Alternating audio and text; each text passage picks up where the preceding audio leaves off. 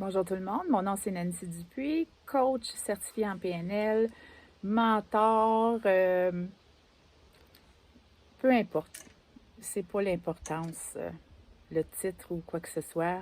Je suis présente dans ma simplicité, dans mon imperfection, puis c'est ce qui compte. En fin de semaine, j'ai passé une fabuleuse fin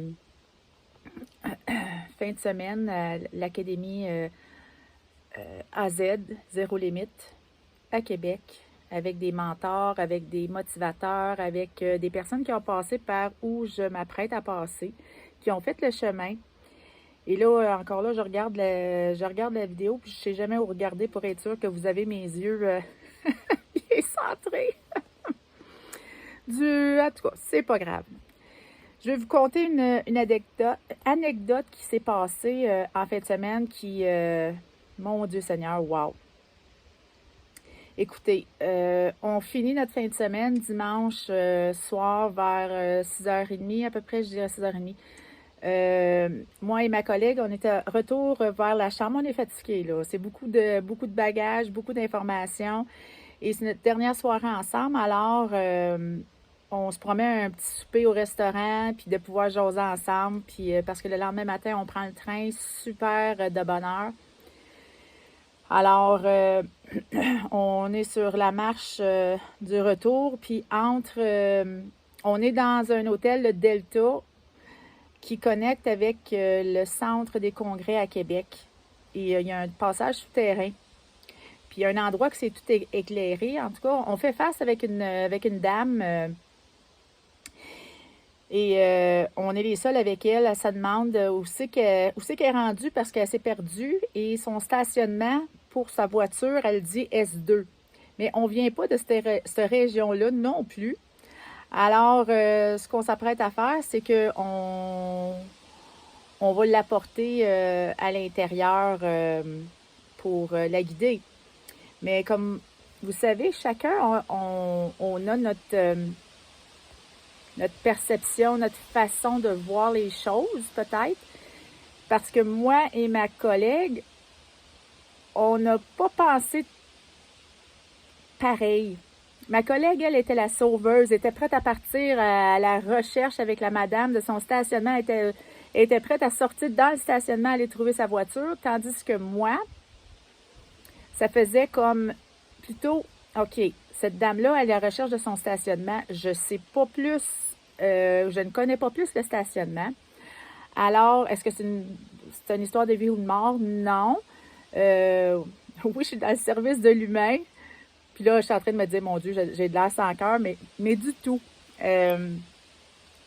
On a notre journée dans notre cravate. Et là, ce que je dis, c'est que on va vous apporter à l'admission de l'hôtel. Au moins, on va pouvoir vous aider directement. Fait que ma collègue a dit oui, ça fait bien du sens. Ça fait qu'on s'en va à l'admission. À l'admission, je laisse même la dame approcher le bureau pour demander par elle-même. Normalement, moi, j'aurais même pris les devants parce que comprenez, excusez, que si j'agis de cette façon maintenant, aujourd'hui, c'est que j'étais la sauveuse avant. J'étais la sauveuse. J'aurais été dans le stationnement, j'aurais été avec la madame, je m'aurais même perdue avec elle. J'aurais pas pris le contrôle du sens de ce qui est mieux à ce moment-là. Pour moi, c'est ma version à moi.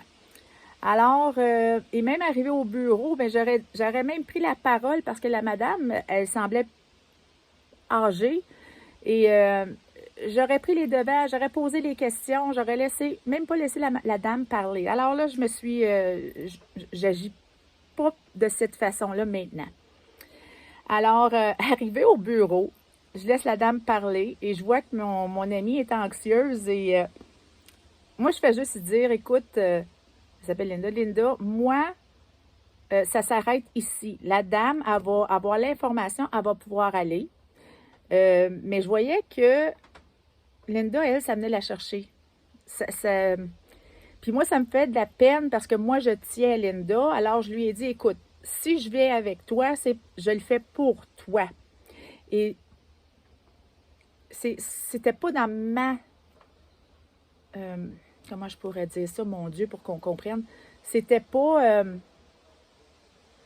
je le faisais par compassion pour mon ami.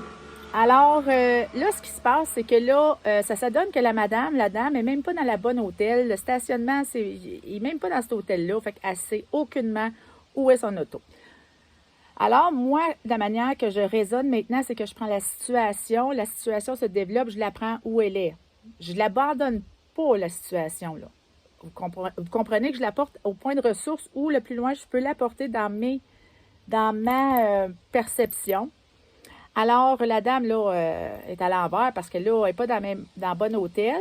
Et là, la réceptionniste, elle lui dit qu'elle est juste dans l'hôtel à côté.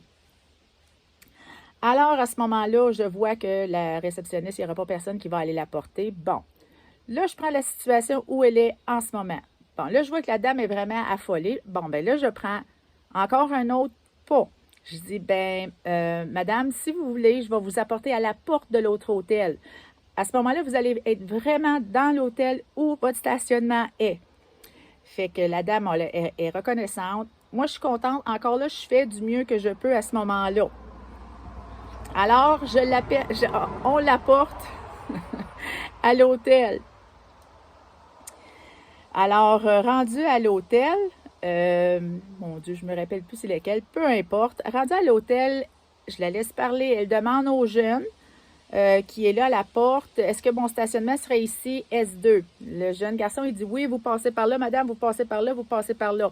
Elle lui demande, est-ce que tu peux m'accompagner? Il ne peut pas l'accompagner. Elle est seule encore.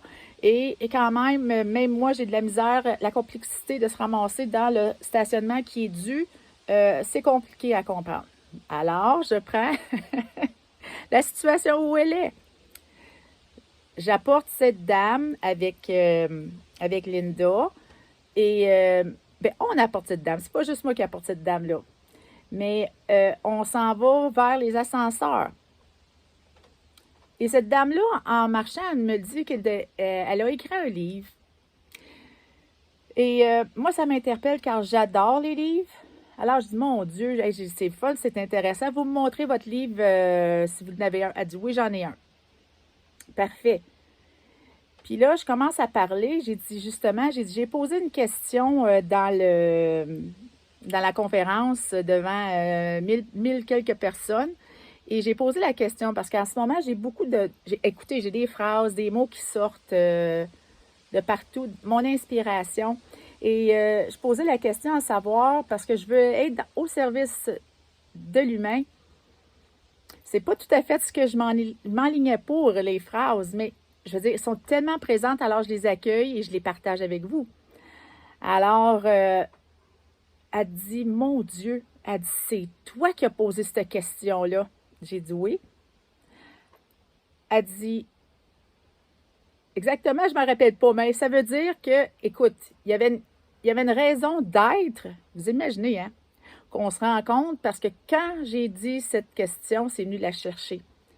Parce qu'imaginez-vous donc que son livre, c'est un livre sur des mots qui lui viennent de l'extérieur. C'est quoi les chances? C'est quoi les chances? Elle dit que elle entend les mots, ça lui vient, elle les écrit. Alors, elle a fait un livre, elle est en train d'en faire un deuxième. Écoutez,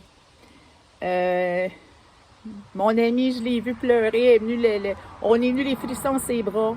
C'est quelque chose. On l'a apporté à sa voiture dans le stationnement, directement. On a fait vraiment du mieux qu'on pouvait avec ce qu'on avait. Et je lui ai acheté un de ses livres. Et c'est vraiment un recueil de choses qui lui est venu de plus grand que soi. Parce que moi, j'y crois à ça. De plus grand que moi. Et il y a une raison. C'est que j'ai réalisé que, oui, je suis sur la bonne voie. Je suis sur la bonne voie et je vais vous dire qu'avec... j'observais la foule, 1000 personnes, et À chaque fois qu'il y avait un conférencier, parfois il y en avait qui avaient des phrases qui venaient nous chercher. Je voyais toutes les femmes, on était plus de femmes, mais il y avait des hommes aussi, écrire les phrases. Et même prendre leur téléphone et prendre la phrase. J'ai à ce moment-là compris l'importance des mots, les phrases que je vous offre. Merci de les partager, merci de les lire, merci de dire votre ressenti. Et je vais vous dire, moi, la première phrase qui m'a éveillée, c'était à mon poids maximum de 350 livres. Ça va être drôle, là. Une vue de Austin Power. Il y avait un monsieur, un gros sumo, là, tout gluant, là. Il n'était pas trop appétissant. Et il a dit en anglais, je vais vous la dire en anglais, je vais vous la traduire. Il dit, I eat because I'm unhappy, and I'm unhappy because I eat. Traduction française, je mange parce que je suis malheureuse, et je suis malheureuse parce que je mange. Pow! Tellement, c'était c'était mon déclic je vous dis ça encore, là, puis je sens tellement à partir de mes orteils, là, la vibration, les frissons qui me passent au travers du corps, là. Écoutez, cette phrase-là là, est venue me chercher. Et c'était tellement vrai. Tellement vrai. Alors, je devais vous partager ceci. Dans la vie, il faut faire du mieux qu'on peut et du mieux qu'on pense dans le moment présent. Et dites-vous que tout est changement. Alors, la situation, peu importe la situation, tout change. J'ai fait ce que je croyais à ce moment-là le mieux et d'évaluer une situation, de ne pas projeter les situations, à mon avis, où elle est, qu'est-ce qui peut être de cette situation-là, de sauver le monde, peu importe. Pour moi, c'est de prendre étape par étape et voir ce que je peux faire à ce moment-là avec les ressources que j'ai. Tant et aussi longtemps qu'on n'est pas entre la vie et la mort. Sinon, c'est un autre paire de manches. Je vous aime sincèrement, je crois en vous. N'arrêtez jamais, mais jamais de croire en plus grand que vous. Tout est là, vous avez tout en vous, mais c'est de prendre conscience que vous êtes le seul modificateur de votre vie. À la prochaine, bye.